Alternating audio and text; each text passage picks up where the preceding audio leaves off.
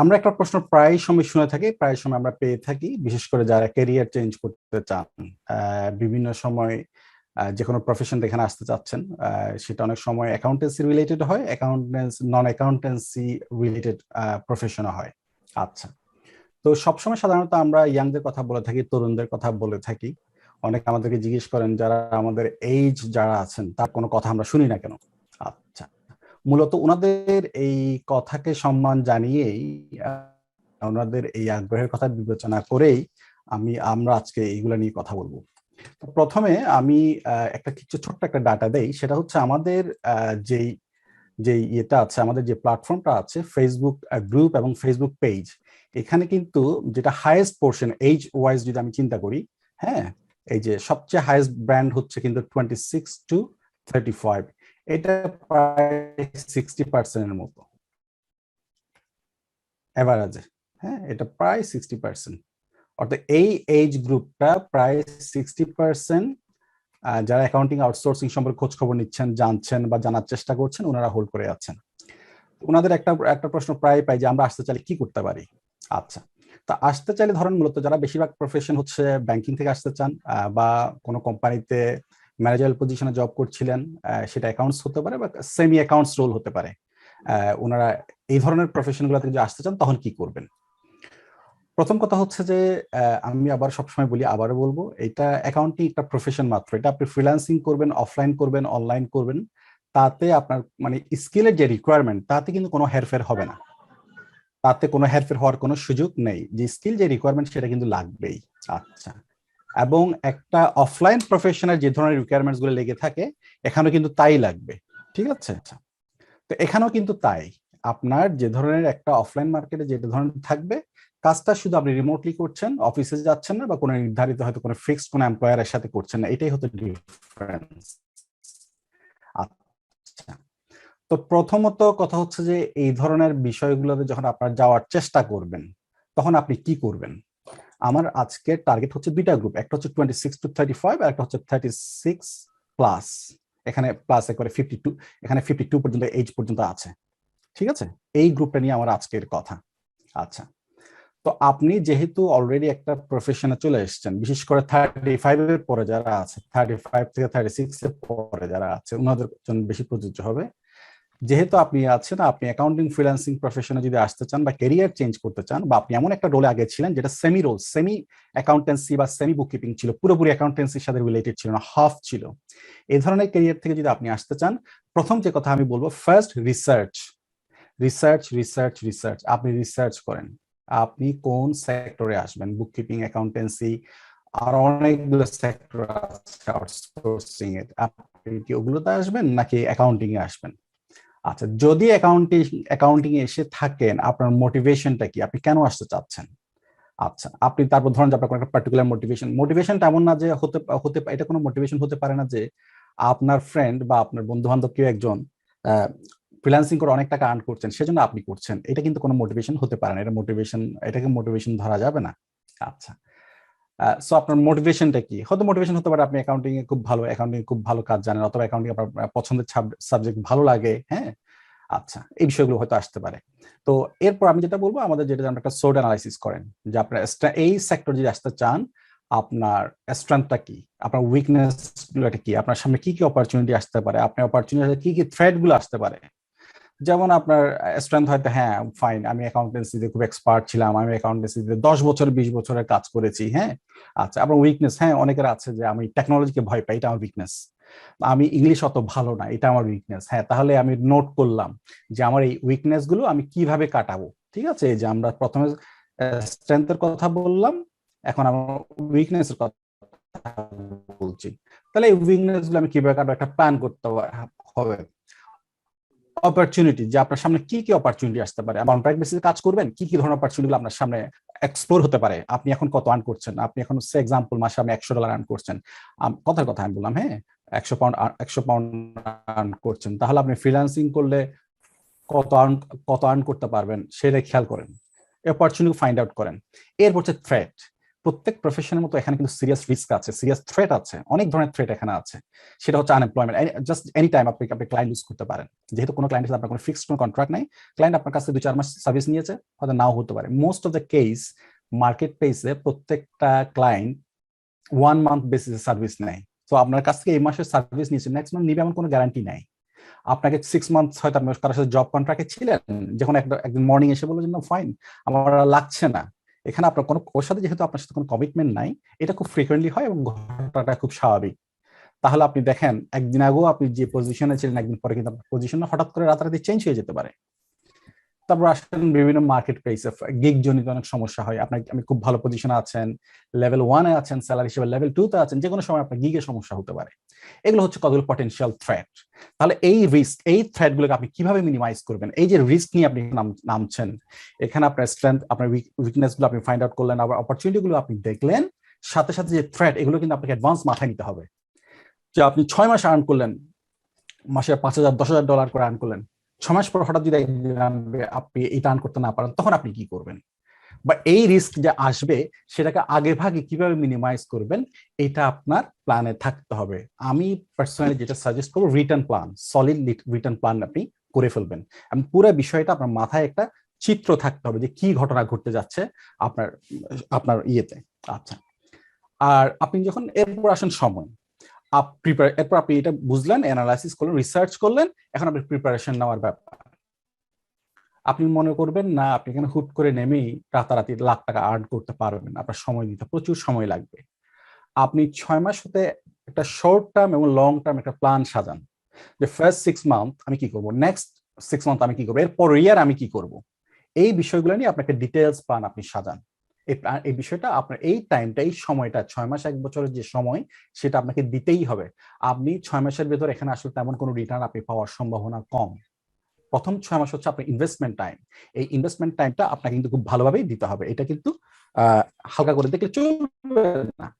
আচ্ছা, এখন প্রিপারেশন নিলেন, প্রিপারেশন পর আপনার যে এই কাজটা করতে গেলে কোনো ট্রেনিং এর দরকার আছে কিনা, ট্রেনিং তো আপনার রিসার্চ করেন, কারা ট্রেনিং করায়, কিভাবে ট্রেনিং করা যায়, বা কোনো কারোর সাথে কিছুদিন টেম্পোরারি ওয়ার্ক প্লেসমেন্টের মতো এক্সপেরিয়েন্সের জন্য কাজ করা যায় কিনা, এই পুরো বিষয়টা আপনার সাজাতে হবে, পুরো বিষয়টা আপনার কনসিডারেশনে নিতে হবে। এটা থেকে আপনি বের হতে পারবেন না, এটা ছাড়া আপনার এই কাজে আসা ঠিক হবে না। অনেকে আমাদেরকে জিজ্ঞেস করেন যে ভাই আমি কত টাকা আর্ন করতে পারবো আমি ফুল টাইম সময় দিলে। আচ্ছা, আমি সব সময় বলি, আবারও বলছি, এটার কোনো গ্যারান্টি নাই। আপনি আর্ন করতেও পারেন, নাও করতে পারেন। আপনি সব ধরনের কাজ জানা সত্ত্বেও আপনাকে স্ট্রাগল করতে হতে পারে। এখানে কিছুটা বিষয় আছে আপনার ভাগ্য, আর 80-85% হচ্ছে আপনার হার্ড ওয়ার্ক। আপনি কতটুকু হার্ড ওয়ার্কার, সেটার উপর নির্ভর করবে আপনি কত কুইকলি আর্ন করা শুরু করবেন। সো এই প্রশ্নটা আমার মনে হয় করার কোনো সুযোগ নেই যে আমি এত ঘন্টা সময় দিলে আমি কেমন আর্ন করতে পারবো। এটা প্রশ্নটা অনেক এরকম, আমি খুব সিরিয়াসলি লেখাপড়া করলে আমি কত টাকা আর্ন করতে পারবো।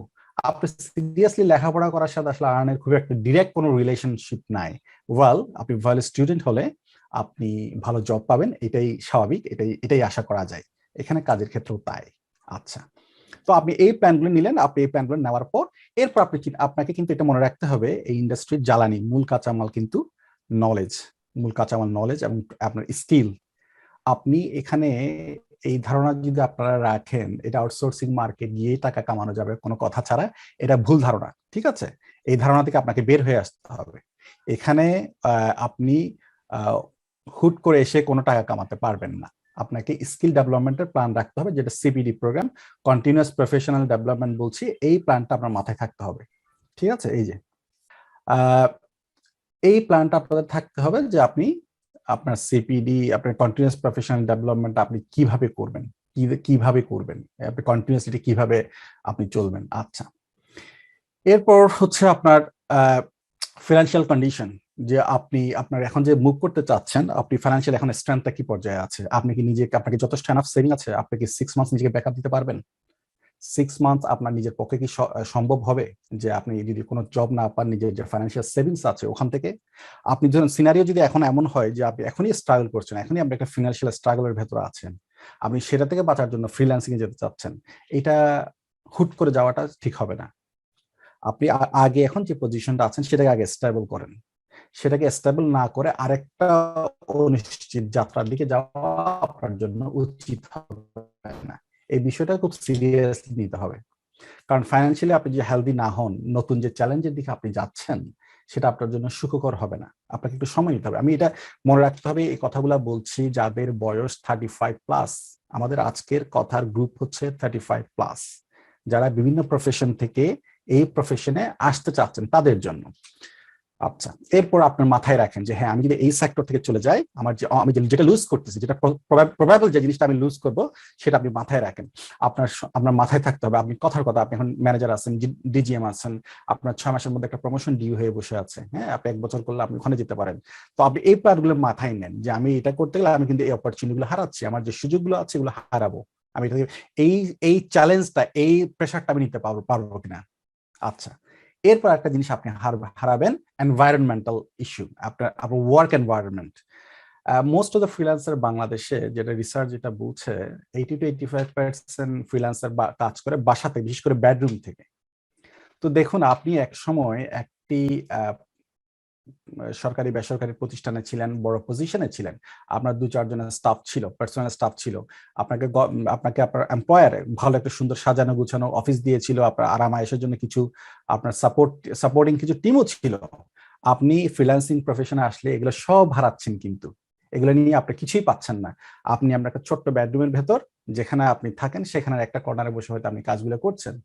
এই যে এনভায়রনমেন্টাল একটা চেঞ্জ, এটা কিন্তু অনেক বড় চ্যালেঞ্জ, যদিও আপাত দৃষ্টিতে মনে হয় এটা কিছুই না, এটা বড় চ্যালেঞ্জ। এই চ্যালেঞ্জটা আপনি নিতে পারবেন কি, এটা আপনাকে ভাবতে, এগুলো আপনার কনসিডারেশন থাকা উচিত। আমি জাস্ট ক্লুগুলো ধরিয়ে দিচ্ছি, আমি বলছি না এগুলাই চিরন্তন সত্য, এগুলাই real fact. Probably it's not a case for you, আরেকজনের জন্য এটা ইম্পর্টেন্ট। এই বিষয়গুলো আপনাকে কিন্তু সিরিয়াসলি ভাবতে হবে। ফ্যামিলি সাপোর্ট, আমি পার্সোনালি যারা আমাদের এখানে ট্রেনিং করেন, সেটা আমি যেটাকে বলি, আপনি যে সেক্টরে আসতে চাচ্ছেন সেটা আপনার লাইফ পার্টনার, আপনার হাজব্যান্ড, আপনার ওয়াইফ, আপনার প্যারেন্টস জানে কিনা, এবং এটার এন্ডিং কি, এবং কি ধরনের জব এনভায়রনমেন্ট এটা ওনারা জানে কিনা। আপনি ওনাদের সাথে কনসাল্ট করুন। যিনি আপনার সাথে থাকেন সেটা আপনার পার্টনার হতে পারে, আপনার প্যারেন্টস হতে পারে, আপনার প্রাপ্তবয়স্ক ছেলে মেয়ে হতে পারে। তাদের সাথে কনসাল্ট করেন যে আমি এই ধরনের একটা ক্যারিয়ার চেঞ্জে যাচ্ছি, এবং এই ক্যারিয়ার চেঞ্জ গেলে আমি হয়তো বাসার মধ্যে 24 ঘন্টার মধ্যে 18 ঘন্টা হাতে বাসায় কম্পিউটার সামনে বসে থাকবো, যেটা কমপ্লিটলি আপনার একটা এনভায়রনমেন্টাল চেঞ্জ। এই চেঞ্জটা আপনার ফ্যামিলির লোকজন কিভাবে দেখছে সেটা ভাবেন, সেটা নিয়ে সিরিয়াসলি কথা বলেন ওনাদের সাথে, ওনাদেরকে মেন্টালি প্রিপেয়ার করেন। আগে আপনি একসময় খুব সুটেড হয়ে অফিসে যেতেন, এখন আপনি একটা ছোট একটা টেবিল নিয়ে বসে আছেন। সো এই চেঞ্জটা ফ্যামিলির পক্ষে মেনে নেওয়া ডিফিকাল্ট। এই বিষয়গুলো আপনারা চিন্তায় রাখবেন। এটাই হলো আমার ছোট্ট শর্ট গাইডলাইন আজকের জন্য, যারা 36+ এই প্রফেশনে আসতে চাচ্ছেন। আচ্ছা, এখন ছোট্ট একটা ডাটা বলবো, সেটা হচ্ছে যে অক্সফোর্ড অনলাইন ইনস্টিটিউট একটা ডাটা পাবলিশ করে, এটা সম্ভবত বছর 2 আগে, পাকিস্তানের ফ্রিল্যান্সারদের উপর। তো ওনাদের রিপোর্ট যেটা, সেটা বলছে মার্কেট প্লেসে এই মুহূর্তে আমি তারা একটু বলে রাখি, অক্সফোর্ড অনলাইন ইনস্টিটিউট হচ্ছে এই সেক্টরের জন্য সবচেয়ে বড় রিসার্চ ইনস্টিটিউট। তো তারা রেগুলার এই ধরনের রিপোর্ট পাবলিশ করে থাকে, এবং সেগুলো ফোর্বস সহ বিশ্বের বড় ম্যাগাজিনে পাবলিশ হয়ে থাকে। বাংলাদেশে কত যে ফিগার আমরা বলি 6,50,000 ফ্রিল্যান্সার আছেন, সেই ফিগারটাও কিন্তু অক্সফোর্ড অনলাইন ইনস্টিটিউটেরই করা, ওনাদেরই করা। আচ্ছা, তো ওনারা বলছেন 25 থেকে, এই যে এই ব্যান্ড যেটা বললাম, আমি একটু কালারটা চেঞ্জ করি, এই ব্যান্ড যেটা বলছে, এই যে এই ব্যান্ড, হ্যাঁ, এই ব্যান্ডটা পার্সেন্টেজের দিক থেকে, নাম্বারের দিক থেকে হাইয়েস্ট, খুব বেশি। এটা নাম্বারটা এই এইজ গ্রুপটা নাম্বারের দিক থেকে বেশি, কিন্তু কম্পারেটিভলি বেশি আর্ন করে যাদের বয়স 42+। তারা যারা 42+, না সরি, আমার এক্স্যাক্টলি আমার এটা মনে নাই, সোজা কথায় 37 পরে থেকে, যারা 37 থেকে পরের দিকে যারা, সো যারা একটু পরিণত বয়সে এই প্রফেশনে আসতে চাচ্ছেন, ভয়ের কিছু নাই। বরং এই প্রফেশনে আপনার যেহেতু একটু ম্যাচিউর, আপনি অন্যদের থেকে আপনার ইন্ডিভিজুয়ালি আর্ন করার সুযোগটা বেশি। কিন্তু সেই সাথে এটাও কথা আছে, আপনাকে অনেকগুলো চ্যালেঞ্জ নিতে হবে, সেই চ্যালেঞ্জগুলো মাথায় রেখে আপনাকে প্ল্যানটা সাজাতে হবে। এটা টোটালি ওভারঅল 1 বছর একটা প্ল্যান আপনার মাথায় নিয়ে নামতে হবে। আপনি হুট করে কোনো কিছু করা ঠিক হবে না। তো এটা ছিল আমার সংক্ষিপ্ত ছোট্ট একটা গাইডলাইন, যারা বিশেষ করে যে প্রশ্নগুলো আমরা প্রায়ই পাই যারা প্রফেশনালদের কাছে, যে আমরা এই সেক্টর আসতে চাইলে কি হবে, কেমনি কি করবো, সেটা একটা গাইডলাইন।